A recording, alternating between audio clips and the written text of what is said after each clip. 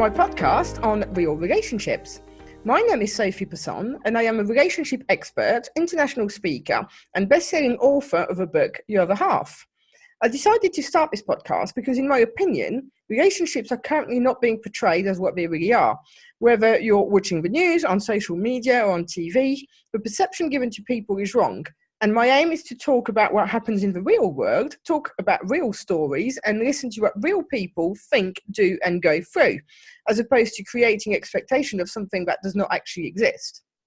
I may not agree with everything that is said by my guests, but it is their chance to express their opinions and their stories.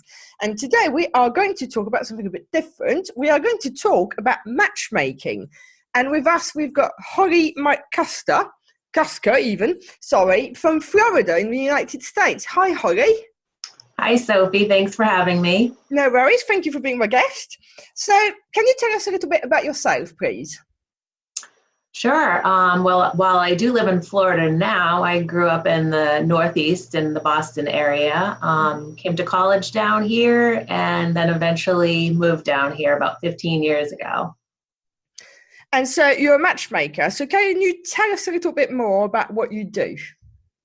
Sure. Well, as a matchmaker, I get to work from home. Occasionally, I will go out and meet clients, but a lot of my work is done remotely.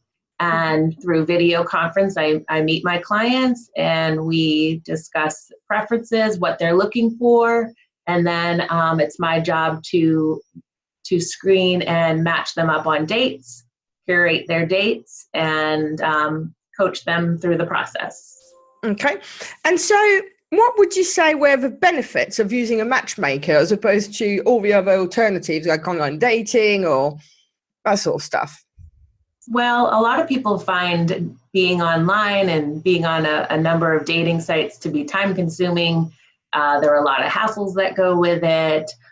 Sometimes people want to keep themselves private and can't put themselves out there. So I'm basically taking over their dating life and doing the work for them. Mm-hmm. And in addition, it's another perspective. Sometimes people get caught up in their own issues and can't see past their stuff to really understand what they do desire in a match. So I help them figure that out. Okay. And what would be the process? So let's just say I come to see you. What happens next? So we schedule a virtual meeting. We get on a video conference that may last an hour to 2 hours. It really depends. Some people you can get pretty deep with, and other people want to stay on the surface. Mm-hmm. So during that time, we will discuss your history, and we will discuss relationships, and we will point out areas that maybe you're making a pattern of decisions. So say you were attracting a codependent type or a narcissistic type, kind of identify those areas and then figure out what it is you really want. We do that initially. However, as we move through the process, that's where we figure out what you do want, because then we have dates to compare that to and people. So it is a process, a journey. Mm-hmm. And so once you understand the person, you then obviously have a database of people you can match them with? Yes, I have a database of people. I have other clients to choose from. We have a membership that people can buy. And then in addition to that, I am allowed to go outside of the database and search the internet for a particular person for my client. Okay, fair enough. And do you find that difficult to do? Do you find like the one for someone? It can be difficult, especially if people's preferences are very specific. Mm-hmm. And our process is a blind date process. So when I'm looking for men for my female clients, men are very visual. So sometimes there's that block there where they're not interested in that type of process. So they have to be open to that to be able to be a candidate. Because one of the things that I've personally experienced, but I certainly know other people who have too, is that sometimes, someone may not necessarily not be your type, but you just meet them and it's through friendship and getting to know them that it grows. Absolutely. And it's very interesting because some people, especially men, expect that first date's going to be rockets and fireworks and they're going to feel this amazing connection right away. And I'd say women too. Yeah, that typically does not happen. And when it does, it usually dies fast. So you have to be careful of that type of connection. Yeah, no, definitely. And do you think that maybe people have got warped expectations of what they're looking for sometimes? Absolutely. You'll have a couple different types. You'll have people that will settle, right, for anybody because they just want to be in a relationship so badly. And then you have the people that almost self-sabotage. They set their expectations so high that it's impossible. So we have to work with and talk through a lot of that. So say somebody who's 5'1" wants to date someone who's 6'3", and they're 44 years old, and the person they're dating can't have any kids. Well, okay, that age range, not have any kids, want to date somebody that's more than a foot shorter than them, you're just limiting yourself. Yeah. So we go through like, why are you limiting yourself? What, how does somebody that height make you feel? Or what if? And like go through different scenarios. You see, one of the things that's quite interesting is that I'm very much against that kind of checklist, in the sense of like, it's normally very superficial. It would be what they look like, what they drive, where they live, the kind of job that they've got. And often it doesn't look at like the deeper stuff, like what do they want from life? What are their values? And I've found, in what I've been doing over the years, that the people who stick to that checklist actually are not very successful at relationships, because actually, someone can lose their job, someone can have an accident and lose their looks, someone can, all of these things. And if you don't look at life in the same way, how are you going to progress? That is so true. So when I the first level for me of matching is on values. Mm-hmm. So somebody who's highly educated is typically going to want someone who is either educated or intellectual. Somebody who is close with their family probably isn't going to fare well with somebody who has a lot of broken relationships. Mm. So what you value is so important.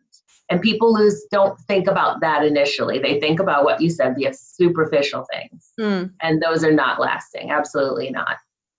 And so to be a matchmaker, what sort of accreditation and studying do you have to do? So matchmaking, I think, is more intuitive, and it's also, you have to have a great deal of empathy and compassion, and you have to be a good reader of people. So you have to be able to analyze what they're not telling you. Yeah, exactly. And I've gotten really good at that. But my background is in education. So I've always wanted to help people and make people better in some way or not. So I think matchmaking is a lot like teaching. It's just teaching love and relationships. So it's connected. So you do, and I've been doing it for a couple of years now, and I have changed dramatically as a person. It's amazing what it can do for your own self. And I think that's just very, very interesting point around teaching people about love and relationships, because I think what they learn is pretty much what Walt Disney put with Cinderella, or, all of these stuff that we see on TV or that we read about, all the fairy tales, and actually in real life, it is quite rare. It is. I think the key, when you can find somebody that you can relate to on multiple levels, intellectually, physically, emotionally, and spiritually, that's when you found your match. So it's not what you see in the fairy tales, the beauty and getting caught up in the moment and all of that, not what's sustaining. And would you say, so I need to make a note here because I've lost my track completely. What was I going to say?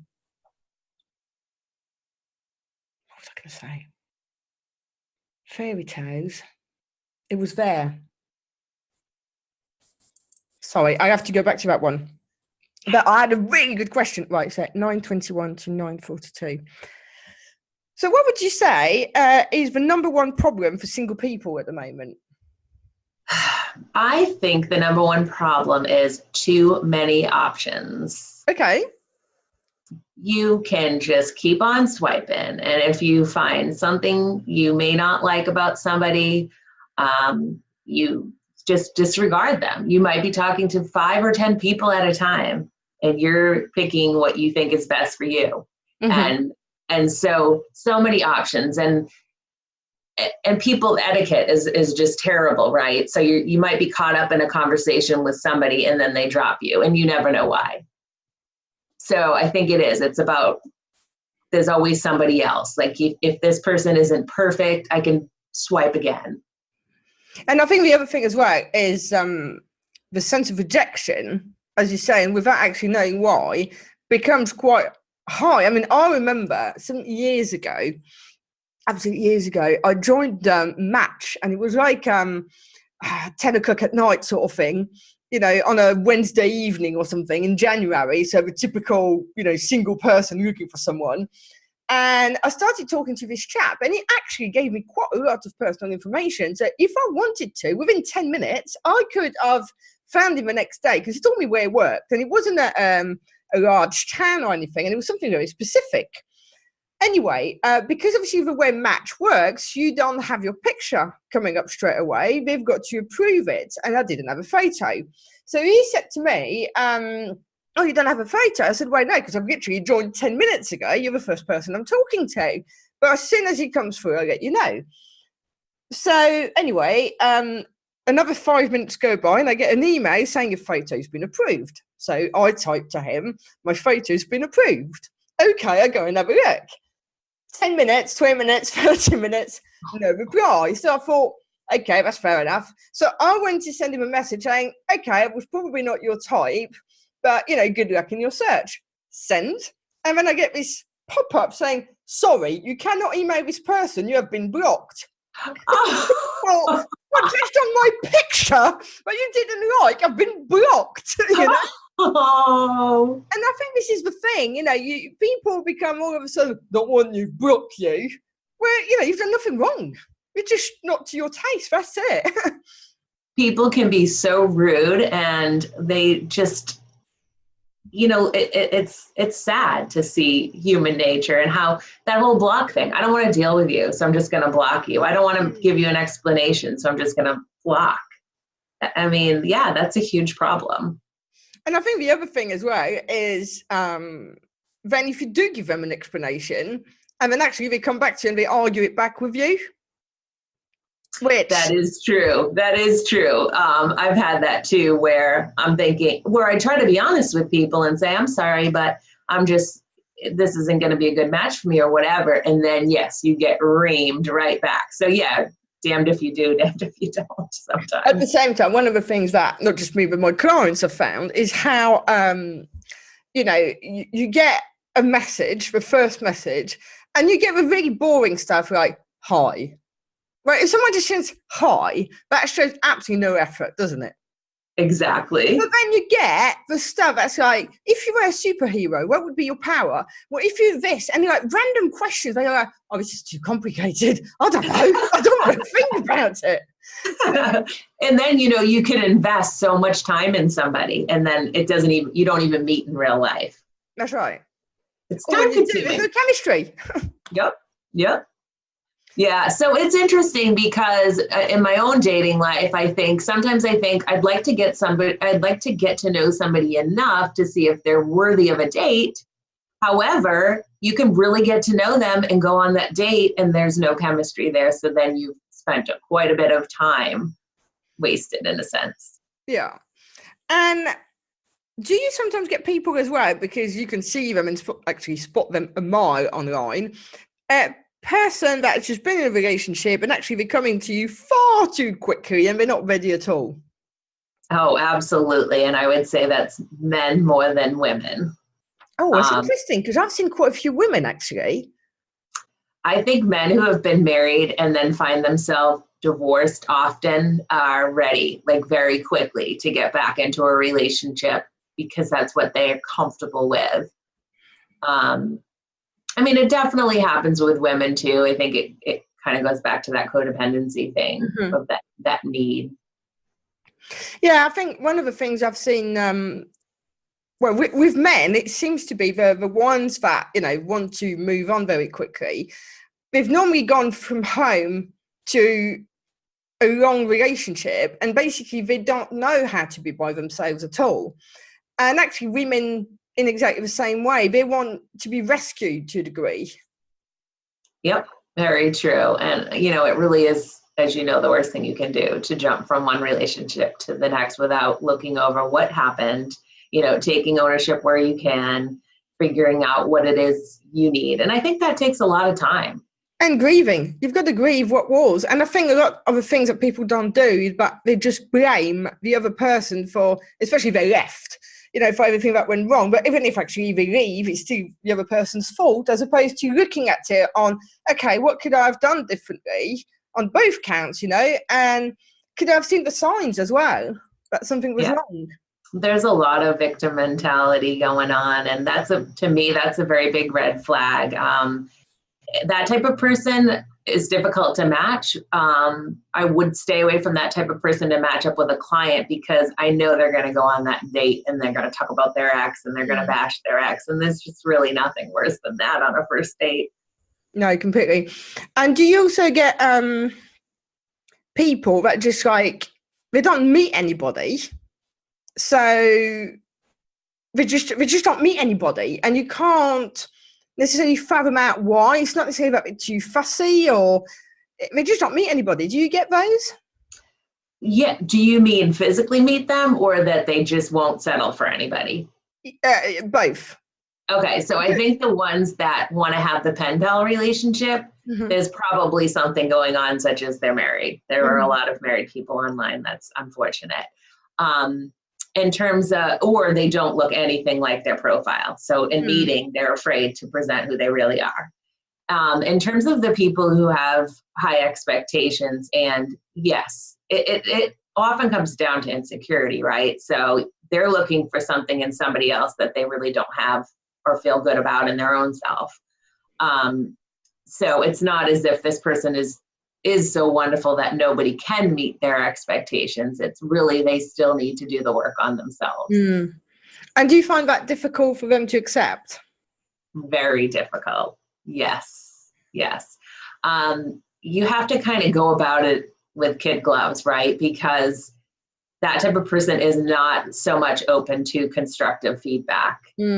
You have to deliver it in a way. Sometimes I'll use personal stories to kind of say, look, I was there, I did this, and this is how I changed it. Or I understand where you're coming from, but this is how what you're doing is being perceived. And I think that's the personal stories, most definitely. I do use that as well, because the minute as well you open a little bit of yourself, they can relate to you a lot better and they find it easier to open up too.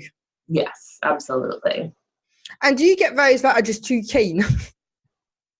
They're what? They're just too keen.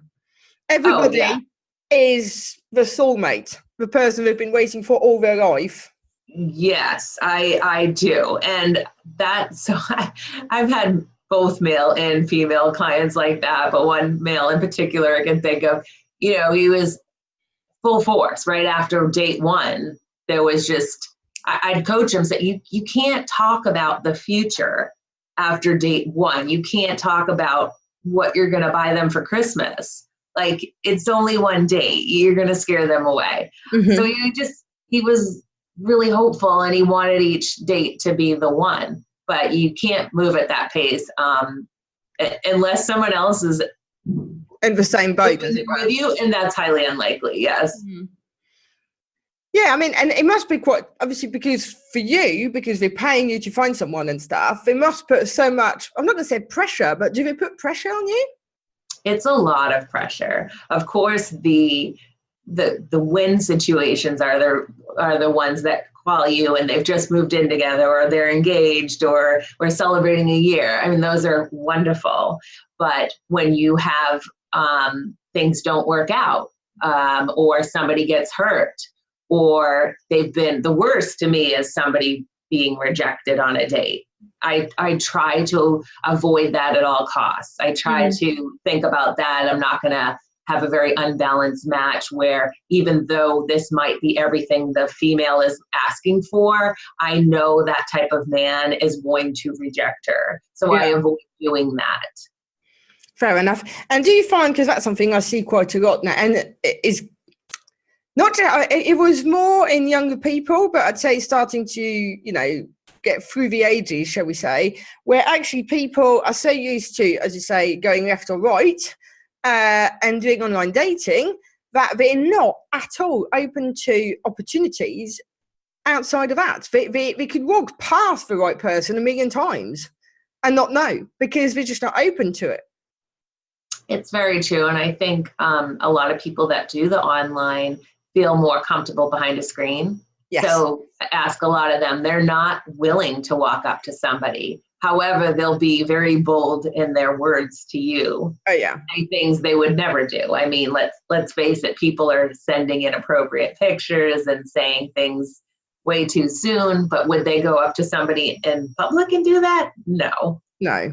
It gives them an opportunity to live behind a screen, and it kind of becomes a little bit too comfortable as well, isn't it? Because you kind of like on a Saturday night with your drink or whatever in your PJ, just literally going through the meat catalogue because it's comfortable.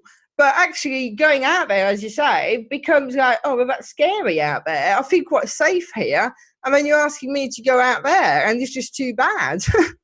Right, and the fear of rejection, right? It's one thing to be rejected type in a text or on a screen, but to be out there and feel rejected is a totally different realm. So, and I think the thing I found as well with a lot of people is it's really weird actually, because they either want to talk forever, or literally they want to meet within 5 minutes, literally.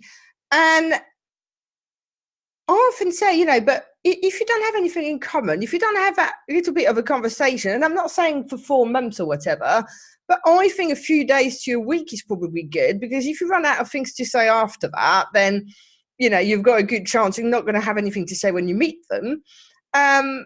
But I think that they're forgetting, oh yeah, but you never know, you just never know. Well, no, if you've got nothing to say online, it's not a good idea. You're wasting your time and you're wasting their time. It kind of becomes this, I've got to go on so many dates, and it's like how many frogs you kiss. And I don't think it is like that. You've got to qualify the people you meet. Yes, I think because there are so many options out there, and I think a lot of men who typically do the initiating for dates, the ones that want to get out there so quickly, I think they're afraid they might lose you. So let me just meet you before, you know, rather than go through all of this. But ideally, I think a couple days messaging, a phone conversation, which is essential. There's a big difference between texting and having a phone conversation. And I made the mistake once of not getting on the phone with somebody. We had great banter texting, got on the date, and it was dreadful. I wanted to leave in the middle of the date. It was so bad. But had I gotten on the phone with him, I would have just said, yeah, this is not for me. Yeah. So yeah, get on the phone, one call, see if there's chemistry there, and you can, you know, go back and forth with the conversation, and then schedule the date. And with the date, meet for something casual where you can extend it if you are having a great time, but there's no expectation that you're going to sit through a dinner. Meet for drinks, an appetizer, something like that. Make it an hour or 2 hours long, and then see if you're having a great time, stay. But if you're not, I've blocked off an hour of time for this. And what about, because I think the ad of online dating, I mean, I was off the scene for quite a long time, and then I went back on the scene. I think it was about 10 years ago, shall we call it, or something like that, roughly. Either way, and it was all different. And then you've got stuff like exclusivity, and I'm like, what on earth is that? You know? And for those of you who don't know what that is, because you've been out of the game for a long time, it is basically because of online dating and talking to various people at the same time, you actually have to have a conversation to say, no, I'm not seeing anybody else. And it's kind of accepted that at the beginning, you might be seeing other people. Oh, absolutely. And that's always the tough conversation, because you don't want to be too eager or act like you're too interested if the other person may not be. But, you know, I think a couple things. If you've had a few dates and you're really hitting it off and you have a connection, especially when it gets to the intimacy level, I think it's important to then have the conversation. Because if you're sleeping with multiple people at that time, and you may That's think, not right, is it? yeah, and you think you're only sleeping with that person, but he's sleeping with all the other girls because you didn't have the conversation. Yeah. And I think as well, if you can't have the conversation at this stage, it doesn't bow well for the rest of the relationship, because you've got to be able to be yourself and ask stuff. Yes. Now, on the opposite of that, there will be guys who want to know. I've had conversations with men who want to know that I am only talking to them and nobody else before we've even had the first date. Oh, okay, fair enough. So they've obviously been burnt, or they're a little bit controlling. So that type of thing, it is not going to be for me. You know, I need to be able to get out there and explore and see how I feel after a few dates, not one, to be able to say, yeah, I'm only going to talk to you. But right away, that's wrong. Yeah, no, I know. Believe it or not, before a first date, again, some years ago, there was a chap, and don't get me wrong, we were really getting on our way, either by text or phone or whatever. We just not met because of location, and he'd been traveling for work. Either way, I divulged that my best friend was an ex-boyfriend, because, you know, that's from years ago, and that's just the way it is. Oh my God, it was literally ultimatum. It's him and me. Before you even met? Before we met, yeah. Wow, that's controlling. I think that's very controlling. And it's probably something he's projecting from his past, right? It was, but exactly. That's not the point. So that